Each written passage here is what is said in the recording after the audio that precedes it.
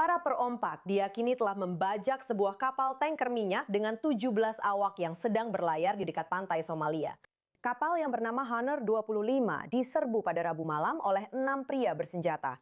Selama 3 tahun, aksi pembajakan sebenarnya sempat berhenti di lepas pantai Somalia. Wilayah Samudra Hindia ini dulunya terkenal dengan aksi pembajakan. Namun dalam beberapa bulan terakhir, pembajakan tampaknya kembali marak dengan semakin banyak kapal dari berbagai jenis yang menjadi sasaran. Bersama kita dari Washington untuk membahas hal ini lebih lanjut adalah Said Ibrahim, editor Somaliland Chronicle.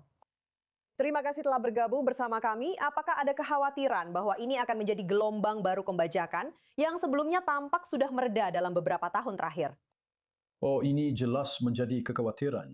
Tapi pada saat yang sama, penting untuk benar-benar melihat seluruh konteks karena hal ini muncul kembali pada saat Amerika Serikat dan banyak negara, termasuk Israel, sedang berusaha membuka kembali Selat Hormuz.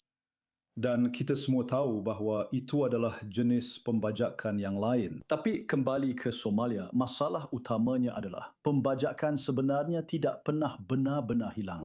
Hanya saja ada banyak operasi pengamanan, misalnya oleh Angkatan Laut Amerika Serikat dan banyak pihak lainnya. Tapi seharusnya tidak pernah ada anggapan bahawa pemerintah Somalia benar-benar telah menaklukkan pembajakan, bisa dibilang, dan benar-benar mengendalikan perairannya. Itu jelas tidak benar. Dan sekarang ketika terjadi kekosongan, sekali lagi Angkatan Laut Amerika Serikat mungkin sedang terlibat di tempat lain di wilayah tersebut, misalnya dengan Iran. Pada dasarnya sekarang, pembajakan kembali muncul secara besar-besaran. Jadi sekali lagi penting untuk menegaskan bahawa ini sebenarnya terjadi di Samudra Hindia, bukan di Laut Merah, di mana sebahagian besar wilayahnya sebenarnya berada di bawah Somaliland, sepanjang sekitar 850 kilometer. Dan kamu tahu, apa sebenarnya arti semua ini bagi Somaliland? Apa yang secara khusus bisa mereka lakukan untuk memerangi pembajakan? Jadi Somaliland meskipun tidak benar-benar mendapatkan banyak bantuan di bidang ini, jelas belum diakui, telah sangat efektif dengan sumber daya yang terbatas dan penjaga pantainya, dengan pada dasarnya menjaga agar pembajakan tidak terjadi di pesisirnya. Jadi itu sebenarnya sudah menjadi hal yang cukup sukses selama beberapa dekade. Dan harapannya sekarang adalah Selat Bab el-Mandeb menjadi semakin penting, memang selalu penting, karena sekitar sepertiga perdagangan dunia sebenarnya melewati selat itu.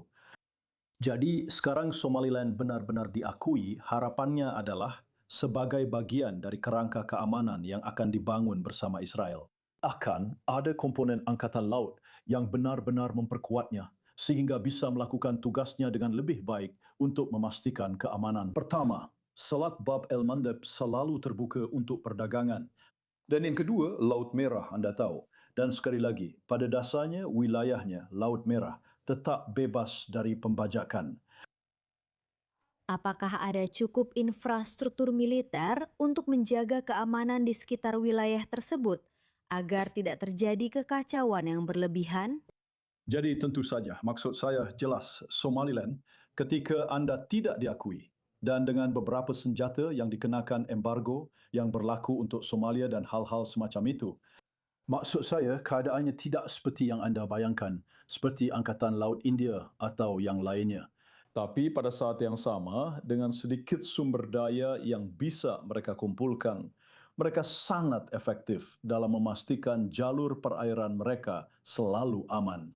Jadi sekali lagi, harapannya sekarang, dengan hubungan bilateral dengan Israel, serta mudah-mudahan juga dengan Amerika Serikat, yang memang tertarik untuk mendirikan pangkalan militer di Berbera, itu mungkin saja membuat segalanya jadi lebih baik. Tapi sekali lagi, selalu penting untuk melihat apa yang membuat jalur perairan seperti itu sangat penting. Dan itu adalah Selat Bab el-Mandeb, yang sebenarnya sempat diancam akan ditutup oleh Somalia begitu Israel mengumumkan duta besarnya untuk Somaliland. Sekali lagi, jelas mereka sebenarnya tidak benar-benar menguasainya. Tapi ini menunjukkan pola pikir seperti penyandera yang selalu mengancam sesuatu yang sebenarnya tidak bisa mereka wujudkan. Tapi sekali lagi, ini juga selalu digunakan, baik itu pembajakan maupun terorisme, bukan sebagai sesuatu yang benar-benar terjadi, tapi lebih seperti kekuatan proksi, seperti cara Iran menggunakan Hizbullah, benar? Jadi setiap kali seseorang mengatakan kita akan mengakui Somaliland, mereka langsung mengatakan, oh ini akan menimbulkan banyak ketidakstabilan dan memecah seluruh wilayah serta terorisme akan merajalela, benar? Jadi mereka selalu menggunakan hal-hal ini sebagai cara untuk memeras dunia. Dan sekarang satu hal tambahan dalam alat mereka adalah mereka akan menutup Bab el-Mandeb, sesuatu yang sebenarnya tidak bisa ditanggung dunia pada saat ini. Wow. Terima kasih banyak atas penilaiannya. Said Ibrahim, editor Somaliland Chronicle. Terima kasih.